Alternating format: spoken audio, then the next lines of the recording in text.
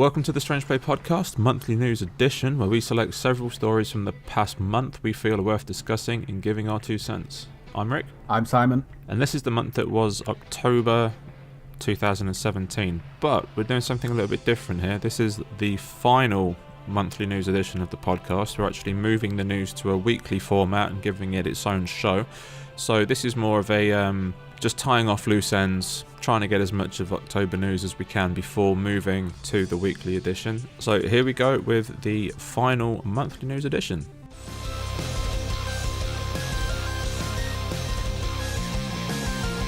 Okay, so the first headline for October that we have deemed newsworthy is Andrew House leaves Sony Entertainment.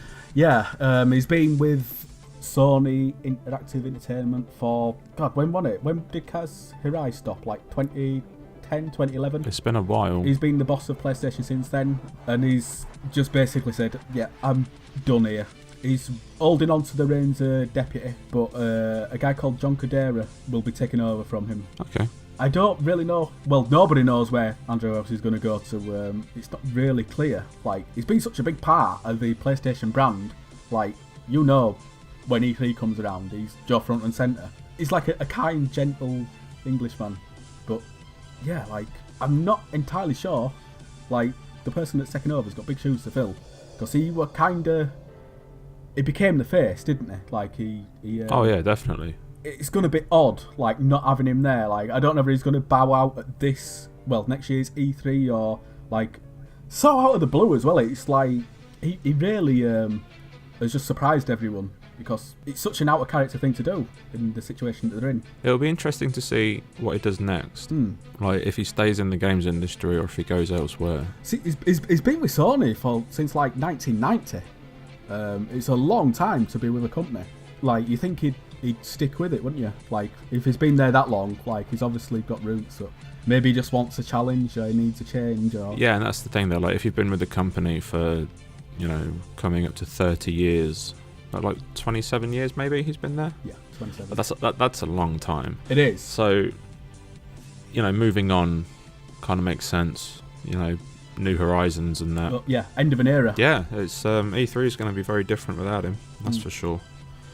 But I wish him the best of luck in his new endeavours, and I definitely wish John Codera all the luck in the world stepping into Andrew House's boots, because they, like you've already said, they are pretty big boots to fill. Yeah, and I'll double down on that as well. Like, all the best. Yeah, so good luck to both of them, and good luck to Sony for the future. So this is kind of a hard one for me. This is really, like, I'm feeling this one personally, but Star Wars Battlefront 2 is essentially being ruined by money grabbing. Yes it is. The all loot crate monster rears its ugly face again, and it's really, really not pretty this time. So let me get this straight. In Battlefront 2, the only way to get new abilities and weapons is through loot crates. That's correct, yeah. That's the only way you can level up your characters. So they're essentially almost progression blockers, because if you're not strong enough because your loot boxes aren't giving you what you need, you're going to be left behind. There's also, because of the loot boxes being random, say like you want to play an assault class and it's giving you gear for the sniper class, then you're essentially fucked. You're not powering up, even though you could play hours and hours and hours, depending on the loot box drops. Depends on, you know, how powered up your favoured classes go.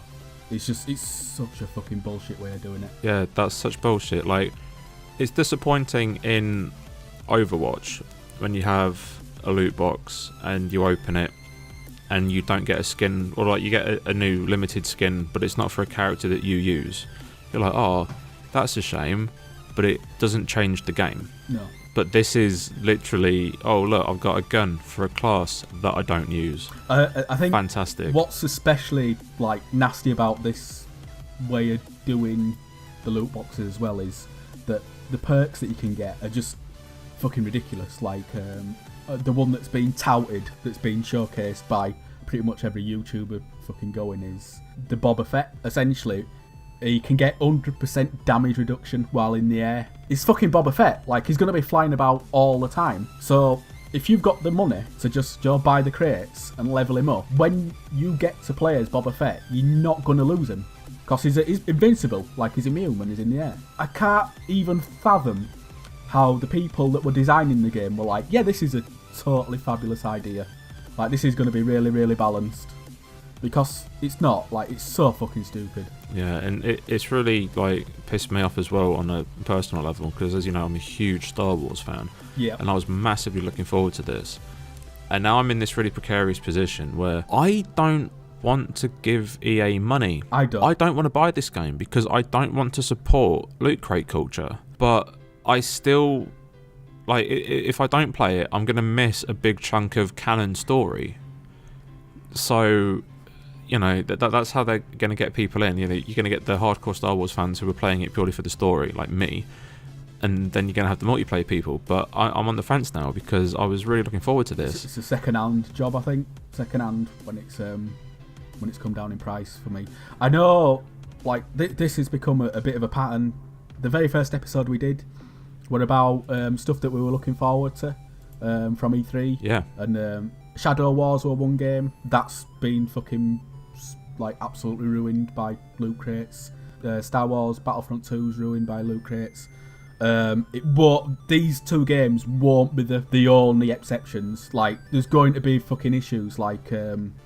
what else did we mention? If Assassin's Creed doesn't have them in now after Yeah. fucking Mordor, I'm going to be surprised. Yeah, it's like a race to see which, like, publisher can be the biggest money-grabbing bastard. It's really, really disappointing. Especially, like, we mentioned Overwatch earlier. It don't really affect gameplay.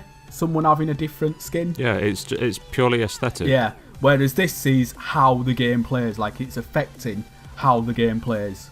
It's dictating how people play, and it's fucking disgusting. Absolutely fucking disgusting. But yes, speaking of loot boxes, Shadow of War has been in the news again because apparently Denuvo proves itself incapable. So basically, on PC, there's copy protection used by many games called Denuvo, and everyone fucking hates it. All PC gamers. It offers no reason. Like, it's only there just to stop people copying. Which is, like, I can understand. The developers and publishers don't want the games like, cracking. It used to take months to crack these encodings, and it got down to, like, a week. Then it got down to days. And now you're talking, like, literally hours. Like, some games are fucking broken within 12 hours. And it's just like, why would you pay to make your game run worse in some cases? Like, the games where Denuvo's been taken out, the game runs better because it's not having to fucking, do all the copy protection stuff that it's fucking lumbering the resources with. Really? Yeah, there's instances of games not running right when there's Denuvo in, and it's like, you've got to look at the trade-off. Like, pirates don't have to deal with it. Why is the paying customer being lumbered, with an inferior product? Like, there's no need for it. Like, it's got to a point where the DRM is just hurting, like, the customer.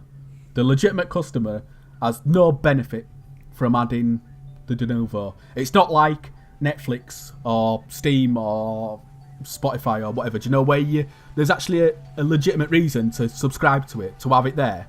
Even though it's DRM, it's the convenience of having everything together. Like, there's a payoff for having the DRM. Whereas with Denuvo, it's all for the company. It's not for the customer. And the most galling thing is, it doesn't even fucking work. Like, if people aren't going to buy the game, they're not going to buy the game. It doesn't matter if they pirate it or not. There were an EU documentation, they researched this last month. This just missed the cut from last month's news episode. But the EU did an inquiry into whether piracy affected sales of stuff. And they come back and it were like, oh, it's a resounding no. It just don't fucking affect the money that they make off the games. So it's just pointless. Like, they're just making work for themselves, and they could really fucking do without it. It's redundant. What do you think about the DRM and it being crap? Not a lot, really. To be perfectly honest, I don't care. I don't play PC games, so DRM's never really been anything that I've had to deal with. Yeah, your console is your DRM essentially. And yeah, like, I don't buy pirate games. I don't pirate games. I used to when I was a kid and I didn't have any money. I had a cracked PlayStation 1, and this is kind of funny, in like piracy doesn't hurt games. All of those games that I had pirated when I was a kid. Do you own them now? I own them now.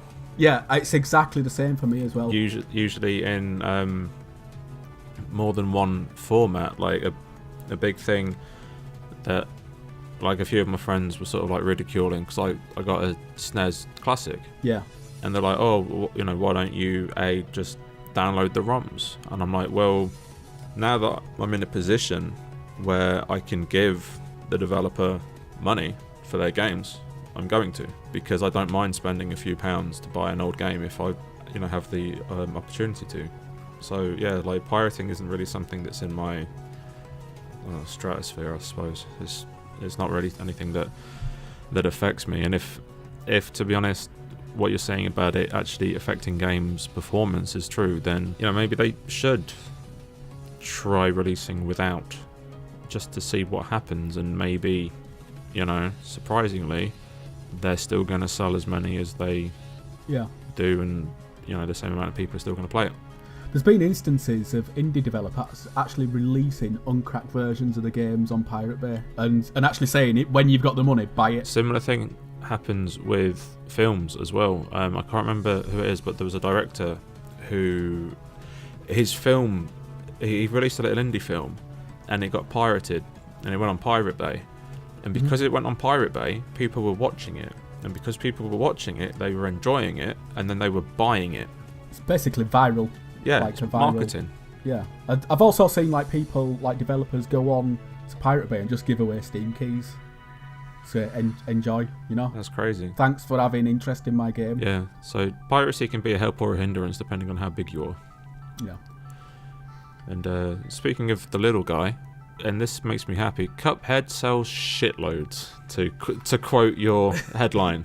Yeah, it has sold like 1 million copies in a few weeks, which is just ridiculous.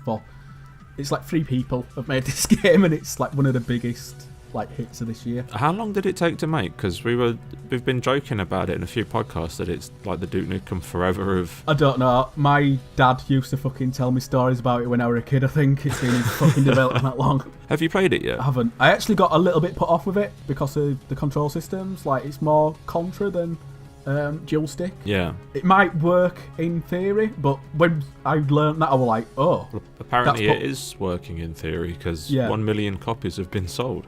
Yeah, I mean, you can't argue with that. They've made a game, no fucking loot boxes, no bullshit, apart from a difficulty that's like a cliff face, and it's gone down the bomb. And fucking amazing. Fucking congratulations to them, more power to them, and hopefully we'll get to see more from them soon. That was a good segue though, with your little loot box rant there, because speaking of loot boxes, UK petitions government over loot boxes. Yeah, so it's no surprise that people are fucking railing against loot boxes at the minute. People have tried to get the ESRB, to get some sort of like framework in place to say that these are in game and it's essentially gambling. You know, this game can cost you like an unlimited, like whatever you're willing to put into it. Yeah. And they basically said it's not gambling because you get something in return. They've compared it to trading cards. They've said which is just gambling for kids. Yeah, and no, it is. You're right. Like, because you're spending money and you don't know what you're getting, and then that's it. If you open it and you've got that shiny that you wanted, you're elated. But if you don't get the card or the sticker that you want, you're going to buy more packs. Here's something that's totally anecdotal. My little cousin goes for piano lessons, and where he goes through like a shopping centre. And they had, when Avengers were a big thing, they had one of those, like, it was a vending machine essentially. And there were toys, and you put your like £2 in. Like one of the little capsule machines? Yes, it was a capsule machine, but they were like blind bags. They weren't capsules, they were like blind bags. Okay. And they were in a vending machine, so you couldn't feel them or anything like that. And they were like £2 something or other. He had 2 lessons a week, so he used to go past, buy 2 a week. He would try to collect the Avengers, the main like cast. Yeah. Right. To my knowledge, he was doing that for 6 months. 2 a week for 6 months. 2 a week for 6 months. Fucking hell. I do not know how much he spent, I do know when you go to my auntie's, like, there's fucking loads of like the bit characters. I could just imagine your auntie's house just covered in Hawkeye. It's funny you should say that because Hawkeye is one that he's got a lot of. Hawkeye and the Samuel L. Jackson one, fucking scores of them. I'm not even joking, like scores of the fucking things. Actually, the ones that he wanted, I think the one that he were missing were Iron Man and Thor, I want to say. And what are the odds that those characters, there's less of them out there? Yeah, totally. Just so people keep pumping money in.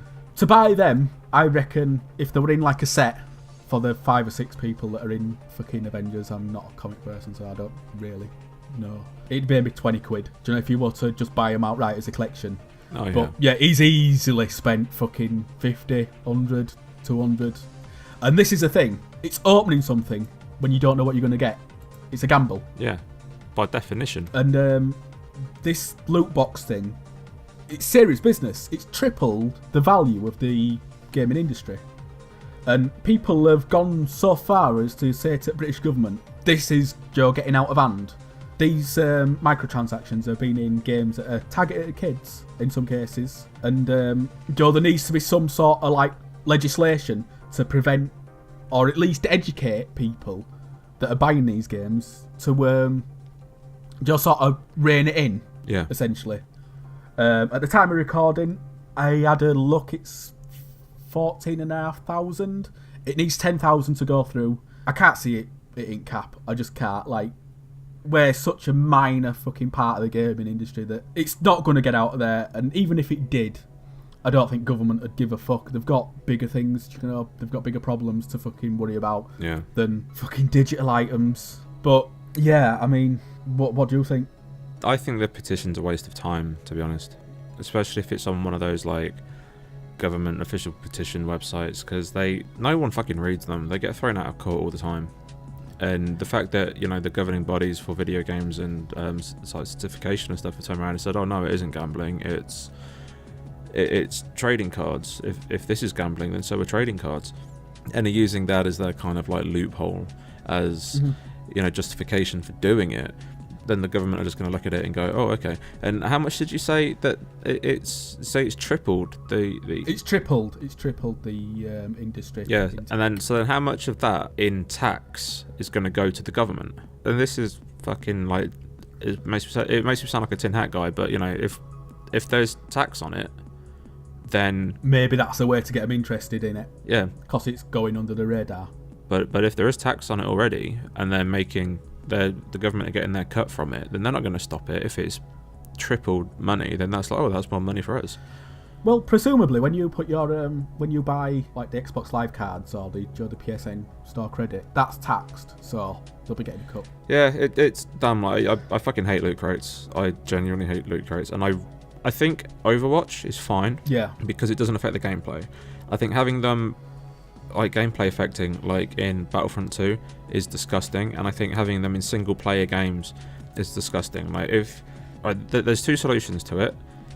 You either fucking stop or you make your game free and you just do it on a mobile phone model and do it a free game and then give people the choice to put money in, because mobile phone games make a fuckload of money. Because if you give someone a product for free and they enjoy your product and they want to advance on it, they will pay for it. There'll be the people like me who don't, but then some people will throw in a couple of quid to, play something and go, oh, well, I need this.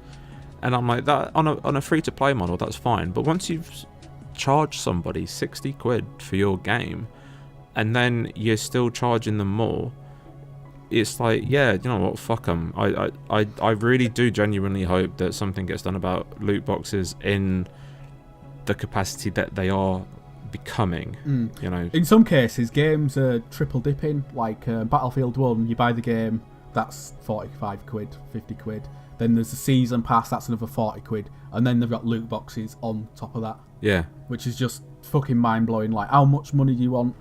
I think these are third pillar. You mentioned taking them out, making the game free. The other one that I would suggest, which is how Plants vs Zombies Garden Warfare 2 does it, is it just gives you fucking loads of currency. you can open a packet like every fucking time you play a game. If you have to, give the Plants vs Zombies game some money, then something's fucking wrong, because it's plenty rewarding. It gives you the in-game currency to buy all the shit that you need to use, the consumables, without you having to dip into your own pocket. Yeah, but if you want to, it's an option because it isn't going to block your progression. Yeah, it don't block anything. Yeah. Blocks zero. Anyway, I wonder how long it'll be until there is loot crates in Minecraft. You fucking opened your mouth already. You don't know the full story. So Minecraft Better Together isn't better. Yeah, apparently it's fucking rubbish. Alright, what is Minecraft Better Together? Minecraft Better Together is the PC, the Switch, and the Xbox One all playing together. Okay. The problem is, 4J Studios used to make the console versions, and I don't think you've ever played Minecraft. No, never have, never will. So basically, on the PC, you have, when you're crafting stuff, you have a 3x3 box, and putting different items in different patterns makes items. So if you want to make a wooden chest, it's like a circle of planks of wood, which, if you're playing on controller, is a fucking pain in the ass to do. You're using like a cursor. So on the console versions, what they do is you just have a list of items, and it's like, I want to make a chest. Scroll to the chest, press A. It puts everything in essentially. It's more streamlined. That's totally gone. Like, this version of Minecraft isn't the Minecraft console versions. It's just called Minecraft, and it's an app. If you've got Minecraft on anything, it just replaces the one that you have for free of charge. And it's such a step back. Like, a lot of the crafting is different, a lot of the building is different, because it's been developed for so long. The Pocket version, which this version is based on, is like updates and updates behind. So if you're used to something, say like you've built, I don't know, a piece of circuitry from Redstone, right? If it's built in the latest update, it won't work when you transfer your world across, because the mechanisms that make that circuitry work aren't in the older version. Right. So it just essentially breaks your parts of the game. Apparently it's buggy as fuck. Like, it's really unstable. It's just generally a bit of a shit show. And you're going to love this. The most galling thing is, when you boot the game up, it makes you go through a DLC store. Really? Before you can play. Oh, for fuck's sake. Yeah. It's like, when you go on a roller coaster, like you go to like Blackpool Pleasure Beach and you go on the Pex Max and then you exit through the gift shop. Yeah. This is the same, but it's the other way around. You enter through the gift shop. Just absolutely fucking bonkers. And apparently there's fucking loads. It's just like, it's crammed with fucking, rubbish. And here I was joking about loot crates in Minecraft. Yeah. It's not quite on a loot crate like level. I don't think any of it's randomised. But there's a lot of DLC there. Skin packs and all that other bullshit. Give it time. Yeah. Don't give them fucking ideas. Right, now, I'm not happy with you, because from the looks of this next story, I think that you're just putting down news stories that are trying to upset me this month. Because they're not fucking just upsetting you, they're upsetting me as well. Did you write this headline yourself, or did you steal it? No, this is my headline. I love it, but I hate it, because it's fucking brilliant. But this next story... EA makes Visceral a Dead Space. Gives a job, Eurogamer. Shouldn't laugh. Shouldn't laugh, because they've cancelled the fucking Star Wars game I've been waiting for the last 20 years. But fucking EA have closed Visceral. Like, tell me about this. Visceral responsible for Dead Space and Battlefield Hardline. The Star Wars game as the way that they worded this is such a weird way. They said they've been working on has been pivoted. Like, what does that mean? It's been pivoted. Like, is it because they're gonna like cram it full of fucking stuff that rest of EA games has, the fucking shitty DLC and loot boxes, or like what? It's such a weird description. Pivoted, like what? Yeah, I've no idea, but I'm gutted. Like they were a great studio. They had some great properties under them, and they've just been cut off. They are no more.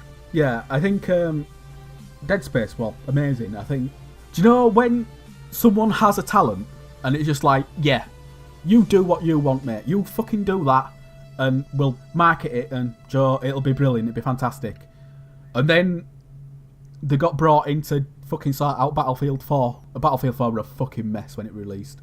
And these guys, like, they sorted it out. They balanced it to some extent. They made the netcode and they basically repaired a fucking catastrophe of a game. And then they got set to work on Battlefield Hardline, which is like, if someone's really, really good at painting, it's like telling them to fucking draw in pencil or whatever. It's like, it's not their medium. Like, if someone's good at something, you let them do that specific thing. You don't force them and say, oh, well, you're making this now. Because that's fucking stupid. You're just wasting talent if you're doing that. I feel really bad for Visceral. Because I think they got dealt a fucking shitty hand by a fucking shitty company. Yeah, they did. Talking of shitty companies. Yeah. I'm going to put a warning now. Like, we swear anyway. And a lot of you are going to be used to that. But I'm putting up a fucking bad language warning now. Because this has got my goat right up. The headline that you've written is simply "Bunch of fucking cunts ahoy." So yeah. People will know what it is just from that. Yeah, and the cunts in question are Activision. So tell us what Activision have done now, Simon. Activision, as you may well have known, have patented a patent for basically stealthing people into buying microtransactions. And how does that work? So basically, you have a multiplayer game. One person has a gun, and that gun is fucking phenomenal. And the system looks for a person that might want that gun. It essentially grooms them and go, okay, this person is like a sniper, and they like sniping. We're going to put them in a game where there's someone that's got this super sniper rifle, and they are going to get fucking dominated. They're going to see that this person's using this sniper rifle, and this guy is just going to fucking clean up. And hopefully, this is going to send the junior, they call them junior and marquee players. So the marquee player is the guy with the DLC already, the microtransactions. The junior player is the one that doesn't have it. That's like the mark, essentially. The junior player goes, fucking hell, I've just had my ass kicked by that weapon. I'll go to the store and buy it.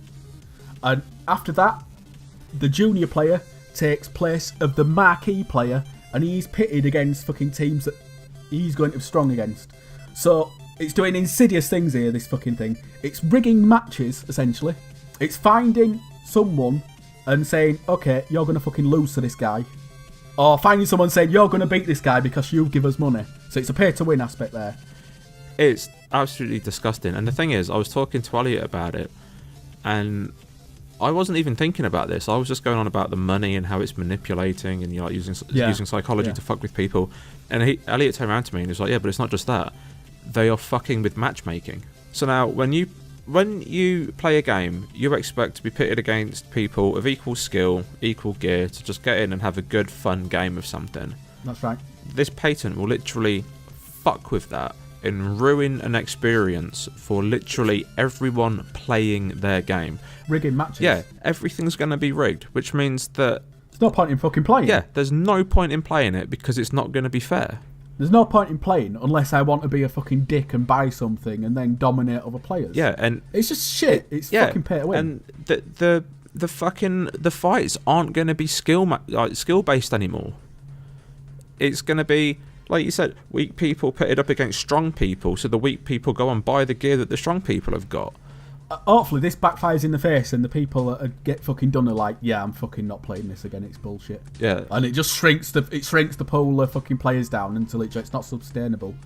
Because it's such a shitty thing to do. It's so fucking, it's a cunt trick. And like, they came out after this patent dropped. They did it in 2015, but it's only just gone through the patent. And they've said it's not in any games yet. The key word being yes.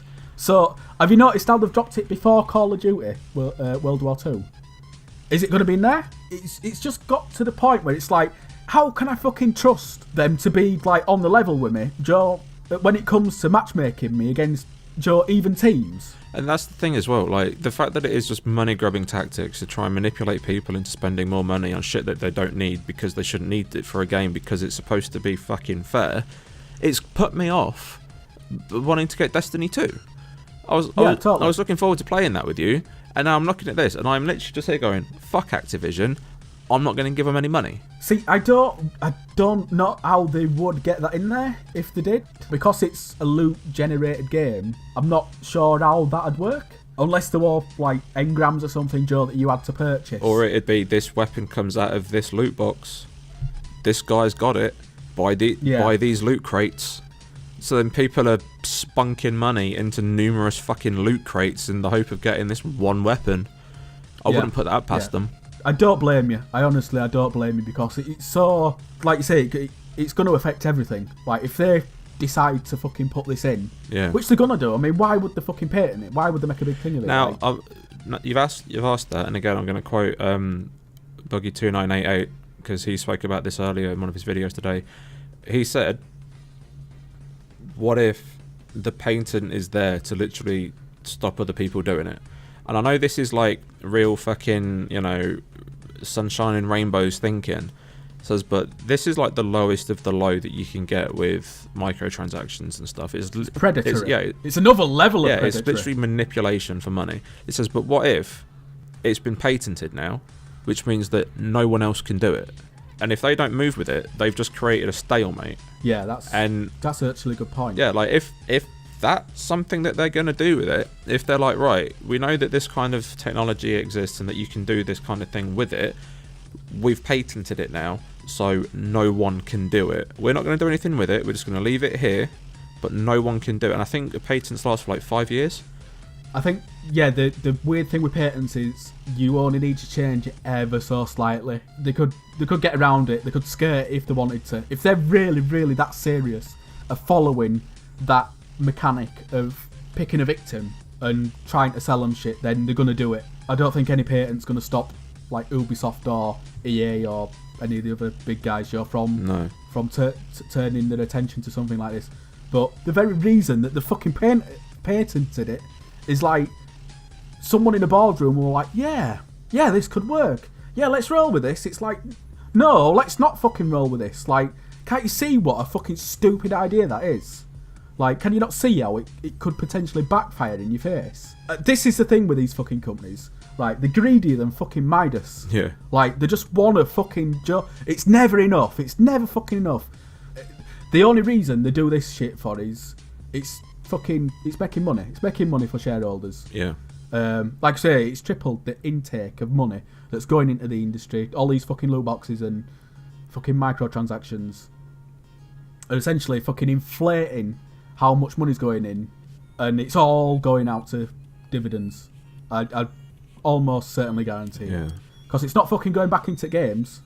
If a game's fucking broken, they don't fucking fix it. It's fucked up. Like, I really hope that nothing comes of it, and I hope that now that it's been made public, that they're gonna have to buckle under pressure and just not move with it, because this could potentially ruin multiplayer gaming. I mean, we're being fucking attacked from all sides. You go back to the leveling up system. Can you imagine how fucking bad that is? If you combine Star Wars Battlefront 2, where you have to get cards to level up, and then the targeting system for buying the things. Oh my god, that'd just be fucking awful. It gets to the point where I look at games and I go, well, I won't be fucking playing that. Yeah, no, exactly. I just, like, straight up, just like, no, I'm done. I feel that way with Star Wars, and if Destiny goes down that route, I'll play the single player stuff and that'll be me. Yeah, I was just going to say though, but even single player stuff's not safe now because of fucking Shadow of War. Oh, fucking hell. Just, yeah, that is literally a fucking microtransaction hydra, isn't it? Yeah. If you have fucking EA's, Warner Brothers and fucking Activision's methods of selling, oh, fucking hell. It's bringing a tear to my eye. Fucking, can we wrap this up? Yeah, I was going to say, you know what I think we should do?